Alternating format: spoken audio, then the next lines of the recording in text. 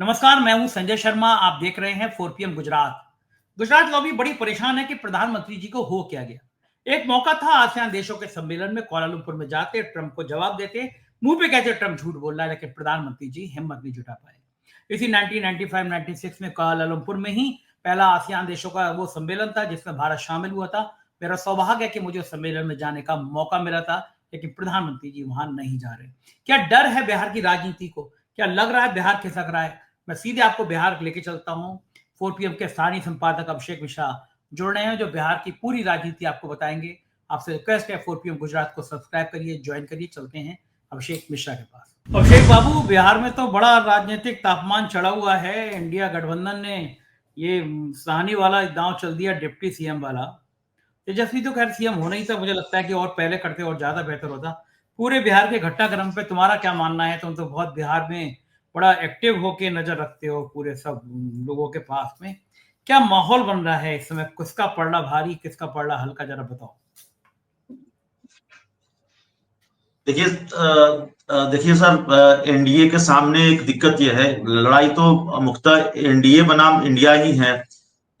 तीसरा मोर्चा बनने की कोशिश की, एक तीसरा फैक्टर बनने की कोशिश प्रशांत किशोर ने जरूर की, लेकिन ऐसा लगता है कि वो मोबाइल की स्क्रीन तक ही सीमित रह गए हैं। अब चुनाव नतीजे आएंगे, वो कितने बड़े फैक्टर बन पाए हैं, लेकिन जिस तरह से दिखा कि वो राघोपुर से चुनाव लड़ने की हिम्मत नहीं दिखा पाए, राघोपुर को अमेठी बनाने का वादा किया, तो खैर प्रशांत किशोर की बात बाद में कर लेंगे। बाकी जो मुख्यतः दो खेमों के बीच लड़ाई है, इंडिया गठबंधन और एनडीए गठबंधन, ये सवाल है कि आज इंडिया गठबंधन के सीएम फेस तेजस्वी यादव घोषित हो गए। जो भी थोड़ी बहुत तनातनी की स्थिति थी वो खत्म हो गई, चीजें बहुत क्लियर हो गई।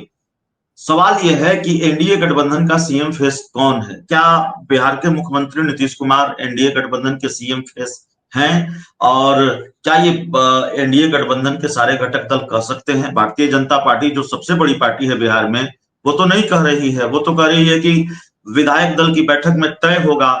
वो ये तो प्रोसेस है, प्रोसेस की बात अमित शाह कर रहे हैं। वो कह रहे हैं समय बताएगा, कभी कह रहे हैं विधायक दल की बैठक में तय होगा।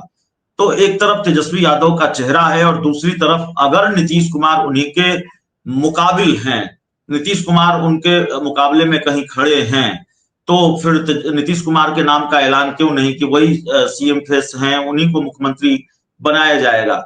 दूसरी जो सबसे बड़ी दिक्कत है, एक 20 वर्षों से मुख्यमंत्री हैं तो एक एंटी इनकम्बेंसी फैक्टर भी है, भ्रष्टाचार मुद्दा है। जब गांव में लोगों से जाते हैं तो भ्रष्टाचार भी एक मुद्दा है, भ्रष्टाचार से लोग तरस दिखाई देते हैं। दूसरी तरफ इंडिया गठबंधन के लिए एक अच्छी बात है कि गांव में लोग इस बात पर बहुत भरोसा रखते हैं। तेजस्वी यादव ने जो कहा है कि भाई हम 17 महीनों में हमने ये किया, हमने नौकरियां दी और हमें जो मौका मिला वो हमने काम किया, और अब मुख्यमंत्री बनूंगा तो मैंने जो वादा किया उसको पूरा करूंगा। तो जो तेजस्वी यादव के वोट बैंक के लोग हैं, यानी कि एमवाई समीकरण से इतर भी जो लोग हैं, ऐसा नहीं है कि तेजस्वी यादव के समर्थक या उस पार्टी का जो वोट बैंक है उसके लोग नहीं, दूसरे लोग भी ये कहते हैं कि नहीं, काम तो किया है और अगर वो करें तो भरोसा किया जा सकता है। दूसरी बात यह है कि बहुत सारी घोषणाएं सरकार ने की है, तो सवाल यह भी है कि नीतीश कुमार अगर महिलाओं को 10,000 रुपए की राशि दे रहे हैं, अगर 125 यूनिट फ्री बिजली दे रहे हैं, तो क्या इसका कोई फायदा सरकार को नहीं मिलेगा? तो महिलाओं का वोट बैंक तो जेडीयू का वोट बैंक माना जाता है, नीतीश कुमार का वोट बैंक माना जाता है। 10,000 रुपए की राशि अगर उन्होंने महिलाओं को दी है तो उन्होंने कोई नया लाभार्थी वर्ग तैयार नहीं किया। दूसरी बात यह है कि अगर किसी परिवार में किसी महिला को नहीं मिला तो महिला को नहीं मिला, उससे पूरा परिवार नाराज है। तो जो वोट बैंक जेडीयू का था, जो एनडीए को वोट करने वाला था, और उस महिला को नहीं मिला, किसी घर में एक महिला को वोट नहीं मिला, तो 5 वोट एनडीए के खिलाफ हो गए क्योंकि वो पूरा परिवार नाराज हो गया। तो इस तरह का फैक्टर है और लोग पूछते हैं। हम और हमारे सहयोगी क्षितिज कांत भी इन दिनों बिहार में हैं, अलग अलग जगह पर जब हम लोग जाते हैं लोगों से पूछते हैं कि भाई आप तेजस्वी यादव की बात कर रहे हैं, आप कह रहे हैं कि तेजस्वी यादव आएंगे तो बिजली देंगे, लेकिन पैसा तो नीतीश कुमार ने दिया है, तो फिर तेजस्वी यादव की बात क्यों करते हैं आप कहते हैं कि भाई तेजस्वी यादव आएंगे बिजली देंगे, तो 125 यूनिट बिजली दे तो रही है सरकार। तो लोग कहते हैं भाई पहले कहाँ थी सरकार, 5 साल पहले कहाँ थी, 5 साल से कहाँ थी, और तेजस्वी यादव आएंगे तो 200 यूनिट फ्री देंगे, तेजस्वी यादव आएंगे तो नौकरी देंगे। तो तेजस्वी यादव पर लोगों का भरोसा है। और दूसरी तरफ नीतीश कुमार जाहिर तौर पर एक बड़ी शख्सियत रहे हैं बिहार की राजनीति की, और जिस गठबंधन में रहे हैं, एनडीए गठबंधन में रहे, इंडिया गठबंधन में रहे, उस गठबंधन की सबसे बड़ी पूंजी रहे हैं और उनके नाम पर ये चुनाव लड़ा जाता रहा है। लेकिन 2025 का चुनाव बिल्कुल अलग चुनाव है। एक तो नीतीश कुमार की पार्टी कई दलों में बटी हुई है, तो उनकी अपनी पार्टी में सब कुछ ठीक नहीं है। दूसरी तरफ कम से कम नीतीश कुमार को चेहरा तो माना है भारतीय जनता पार्टी ने, लेकिन जिस चेहरे पर भारतीय जनता पार्टी चुनाव लड़ रही है उस चेहरे को लेकर कई सवाल हैं। सबसे बड़ा सवाल यह है कि नीतीश कुमार क्या वाकई सरकार और पार्टी चलाने की स्थिति में हैं, और क्या वाकई नीतीश कुमार कितनी चुनावी सभाएं कर पाएंगे। तबीयत और जो उनकी मानसिक स्थिति है उस पर उनके राजनीतिक विरोधी सवाल उठाते हैं। अपनी पहली चुनावी सभा नीतीश कुमार ने की मीनापुर में, और वहां पर एक तस्वीर सामने आ गई कि उन्होंने माला डाल दी महिला के गले में, और उस वीडियो में देखा जा रहा है कि भाई आपके पार्टी के राष्ट्रीय कार्यकारी अध्यक्ष संजय झा आपका हाथ पकड़ रहे हैं, आपको रोक रहे हैं, और फिर भी आप माला डाल दे रहे हैं और आप ये कह रहे हैं कि कैसा आदमी है, रोकता है। तो कितनी असहज स्थिति है जनता दल यूनाइटेड के लोगों के लिए, और फिर ये हिम्मत कैसे हो जाती है जेडीयू के नेताओं को कि वो नीतीश कुमार का हाथ पकड़ ले। ये हिम्मत पहले कभी किसी की नहीं थी। तो जाहिर है जनता दल यूनाइटेड में अब नीतीश कुमार की क्या स्थिति है, और उम्र और बीमारी पर किसी का अख्तियार नहीं होता। तो नीतीश कुमार अब उम्र के उस पड़ाव पर हैं जहां आगे का सफर उनके लिए बड़ा मुश्किल है, और दांव लगाया है भारतीय जनता। बिल्कुल बिल्कुल ठीक कह रहे हो। और हम मोदी मैदान में आ रहे हैं, मोदी रैली कर रहे हैं, तो बड़ा सवाल यह है कि ऑपरेशन सिंदूर की बातें जो बड़े जोर शोर से हो रही थी, वो अब ऑपरेशन सिंदूर की बात हल्के स्वर में हो रही है। जो ये बड़े बड़ी वादे हैं, लोगों के मन में क्या जहन में ये सवाल है कि 10,000 सिर्फ चुनाव से पहले क्यों?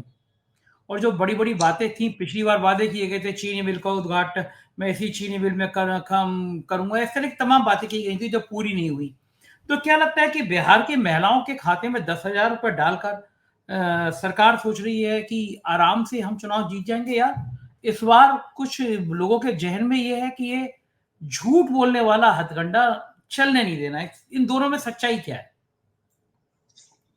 नहीं, देखिए हमको लगता है कि मन में एक ये रहा होगा एनडीए के, थोड़ा उन्होंने झारखंड से सीखा होगा या झारखंड की कॉपी करने की कोशिश की होगी।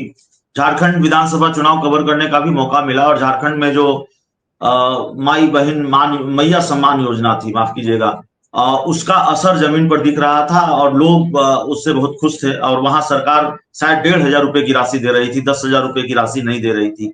लेकिन यहाँ उसका बहुत फायदा मिलता हुआ सरकार को नहीं दिख रहा है।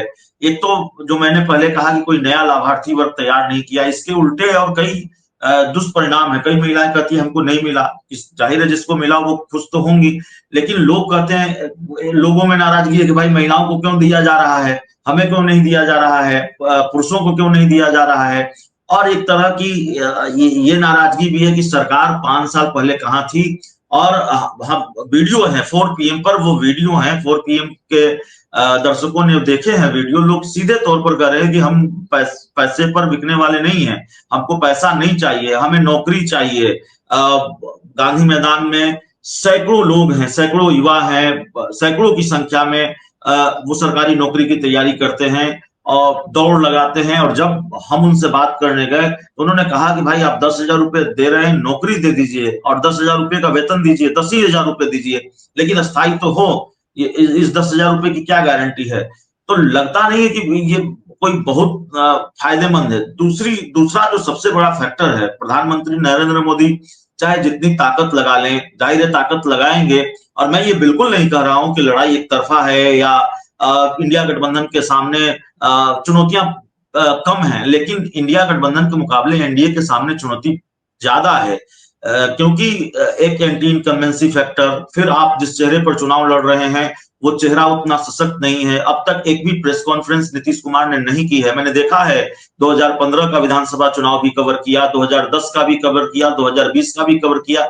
मैंने 4-5 विधानसभा के चुनाव कवर किए हैं और मैंने देखा है नीतीश कुमार चाहे जिस गठबंधन में हो वो कितने सक्रिय रहा करते थे। मैंने देखा है 2015 का विधानसभा चुनाव, जब एक तरफ प्रधानमंत्री नरेंद्र मोदी और उनकी पूरी कैबिनेट ताकत लगा रही थी, बड़े बड़े मंत्री बिहार में थे और नीतीश कुमार इंडिया गठबंधन के साथ थे, महागठबंधन के साथ थे, और एक वक्त पर यह लग रहा था कि कहीं ये लड़ाई एक तरफा तो नहीं हो जाएगी, कहीं नीतीश कुमार पर मोदी भारी तो नहीं पड़ जाएंगे। और नीतीश कुमार तंज कसा करते थे, उनका करना अपना अंदाज होता था। वो कहा करते थे कि गुजरात से आया था, वो बहती हवा था वो पीएम। और जब इन्होंने नीतीश कुमार ने कहा था उस प्रेस कॉन्फ्रेंस में मैं भी मौजूद था, तो बिल्कुल एक्टिव रहा करते थे, लेकिन उनकी सक्रियता दिखाई नहीं दे रही है। और जहां सक्रिय करने की कोशिश हो रही है, तेजस्वी यादव आरोप लगाते हैं और ये दिखता भी है कि वो अब भाषण पढ़ते लिखा हुआ भाषण पढ़ते हैं और कई ऐसी तस्वीरें सामने आ जाती है, कुछ ऐसा घटनाक्रम हो जाता है जिससे नीतीश कुमार और एनडीए की फजीहत हो जाती है। तेजस्वी यादव को मौका मिल जाता है नीतीश कुमार की मानसिक और शारीरिक सेहत पर सवाल उठाने का। ये वही नीतीश कुमार हैं। जब नीतीश कुमार को मैं सुना करता था, नीतीश कुमार के संबोधन को लोग सुना करते थे, तो लगता था कि कितनी अच्छी बातें वो बोल रहे हैं और कितना लोगों से वो कनेक्ट कर पाते थे। ये नीतीश कुमार हैं। लेकिन आज अगर वाकई सच्चाई है जो वीडियो में दिख रहा है मेरी समझ में कि वो लिखा हुआ भाषण पढ़ रहे हैं, तो जाहिर है ये बड़ी विचित्र स्थिति है भारतीय जनता पार्टी के लिए। और कितनी विचित्र स्थिति है, अगर नीतीश कुमार प्रेस कॉन्फ्रेंस नहीं कर सकते, नीतीश कुमार चुनाव के कैंपेन को लीड नहीं कर सकते, तब भी भारतीय जनता पार्टी ये हिम्मत नहीं दिखा रही है या नहीं दिखा सकती कि भाई हम मोदी जी के नाम पर चुनाव लड़ेंगे, अगर मोदी जी इतने बड़े चेहरे हैं, या हम किसी दूसरे चेहरे पर चुनाव लड़ेंगे, हमारे पास अपना भी कोई चेहरा है। नहीं, आपको नीतीश कुमार के नाम की माला जपनी पड़ रही है, तब भी जपनी पड़ रही है जब नीतीश कुमार की लोकप्रियता में कमी आई है। नीतीश कुमार उतने सशक्त चेहरे नहीं हैं। तेजस्वी ने कहा कि बीजेपी किसी भी कीमत पर नीतीश कुमार को मुख्यमंत्री नहीं बनाएगी, और ये परिस्थिति देख के लग भी रहा है कि नीतीश कुमार मुख्यमंत्री नहीं बनेंगे। इस बात का वोटरों में कितना असर पड़ रहा है, क्योंकि 20 साल से वो आदमी ऐसा था कि कोई भी जादूगरी हो लेकिन मुख्यमंत्री बनते थे, लेकिन अब वो भी नहीं बनेंगे। ये धारणा अगर चली गई कि नीतीश कुमार तो नहीं बन रहे हैं। दूसरा, प्रशांत किशोर ने बीजेपी के डिप्टी सीएम, प्रदेश अध्यक्ष की जो भ्रष्टाचार की कहानियां सामने लाई हैं, इन दोनों बातों का जनमानस में कितना असर है? ठीक है सर। पहला सवाल तो यह है कि नीतीश कुमार को भारतीय जनता पार्टी अगर सीएम नहीं बनाएगी तो उसका वोटरों पर कितना असर पड़ेगा। तो देखिए, वोटर तो कहते हैं, जो गांव में जब हम लोग जाते हैं तो वो कहते हैं कि भाई अब तो भतीजे के लिए जगह छोड़नी चाहिए, नीतीश कुमार को अब खुद ही रिटायरमेंट लेना चाहिए, वो सरकार चलाने की स्थिति में नहीं है। लोग जिन शब्दों का इस्तेमाल करते हैं, कई बार जो लोग करते हैं उन शब्दों को हम दोहरा नहीं सकते। हाँ, लेकिन समर्थकों में, जनता दल यूनाइटेड के लोगों में ऐसा नहीं है कि जेडीयू के लोगों को ये बीजेपी का खेल नहीं पता है। हम लोग जो समझ रहे हैं वो जेडीयू के लोग नहीं समझ रहे हैं, या नीतीश कुमार खुद भी नहीं समझ रहे हैं। जेडीयू के बड़े नेता हैं, बिहार सरकार के सूचना एवं जनसंपर्क विभाग के मंत्री हैं। एक दिन उनसे हमारी बात हो रही थी, उन्होंने कहा कि भाई बीजेपी या जो लोग कह रहे हैं कि नीतीश कुमार एनडीए का चेहरा होंगे, ठीक है चेहरा होंगे, लेकिन आप इस बात को कहिए कि एनडीए के सारे घटक दल ये कहें कि नीतीश कुमार ही मुख्यमंत्री होंगे, तो जेडीयू के अंदर ये बेचैनी है। जेडीयू का कोई बड़ा नेता या जेडीयू कोटे का कोई बड़ा मंत्री अगर इस तरह से कह रहा है तो जाहिर तौर पर जेडीयू के अंदर की बेचैनी दिखती है। और इसका दूसरा उदाहरण ये है कि मुख्यमंत्री आवास के बाहर आज से 4-5 दिन पहले जब हम और हमारे सहयोगी क्षितिज कांत थे, क्षितिज कांत वहां जो लोग धरने पर बैठे हुए थे, जेडीयू के कई नेता कार्यकर्ता धरने पर बैठे हुए थे, टिकट की मांग को लेकर जेडीयू के समर्थक थे, वो सारे लोग ये कह रहे थे कि नीतीश कुमार चाहे तो आरजेडी के साथ चले जाएं, लेकिन भारतीय जनता पार्टी और चिराग पासवान के साथ ठीक नहीं है, चिराग पासवान का साथ ठीक नहीं है। उस दौरान उससे एक दिन पहले ये चर्चा बहुत जोर पकड़ी कि भाई नीतीश कुमार फिर जा सकते हैं क्या।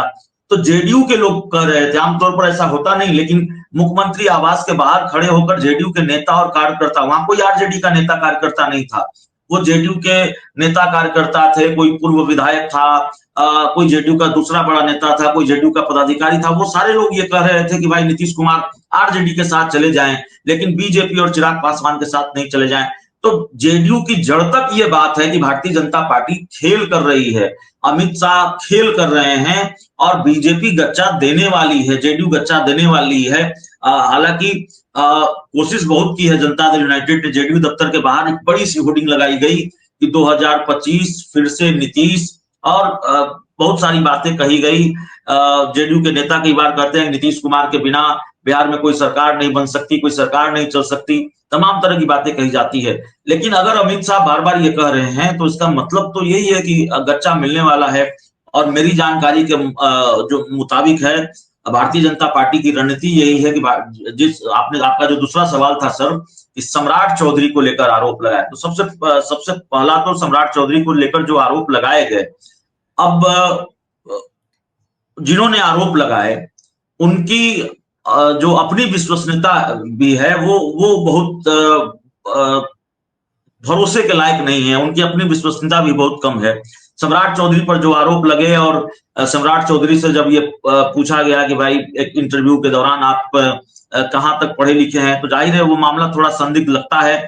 मैं संदिग्ध है कि नहीं मैं इसलिए नहीं कह रहा हूं कि मैंने उस पर बहुत रिसर्च नहीं किया है, लेकिन बैकफुट पर दिखे हैं सम्राट चौधरी। ऐसा नहीं कि बैकफुट पर, इस पूरे मामले में बीजेपी बैकफुट पर, क्योंकि एक बीजेपी के एक के बाद एक कई नेताओं को लेकर खुलासे हुए हैं, लेकिन जिन्होंने खुलासा किया है उनकी विश्वसनीयता भी बहुत संदिग्ध है। इसलिए संदिग्ध है क्योंकि 29 सितंबर को प्रशांत किशोर ने यह कहा कि अगर अशोक चौधरी ने, जो नीतीश कुमार के करीबी मंत्री हैं, जेडीयू के बड़े नेता हैं, 100 करोड़ की मानहानि का नोटिस हमें भेजा है, लिखित में अगर उन्होंने माफी नहीं मांगी या लिखित में अपना मानहानि का नोटिस नहीं वापस लिया, तो मैं 500 करोड़ के घोटाले का खुलासा करूंगा उनके खिलाफ। मेरे पास उनके खिलाफ 500 करोड़ के घोटाले का सबूत है।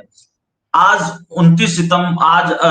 23 अक्टूबर की तारीख है, 29 सितंबर और 7 दिनों का अल्टीमेटम दिया था उन्होंने, आज तक कोई खुलासा नहीं किया। प्रशांत किशोर के पास अगर सबूतों का पिटारा था तो उस पिटारे का क्या हुआ, ये प्रशांत किशोर नहीं बता पा रहे हैं। ये राजनीति में ये सब चलता रहता है। बहुत बहुत शुक्रिया। अब अभिषेक, नजर बनाए रखना, हम लोग बातचीत करते रहेंगे। Thank you. तो अभिषेक मिश्रा, पूरी बातचीत आपने सुनी, कैसी लगी बातचीत बताइएगा जरूर। शुक्रिया, थैंक यू।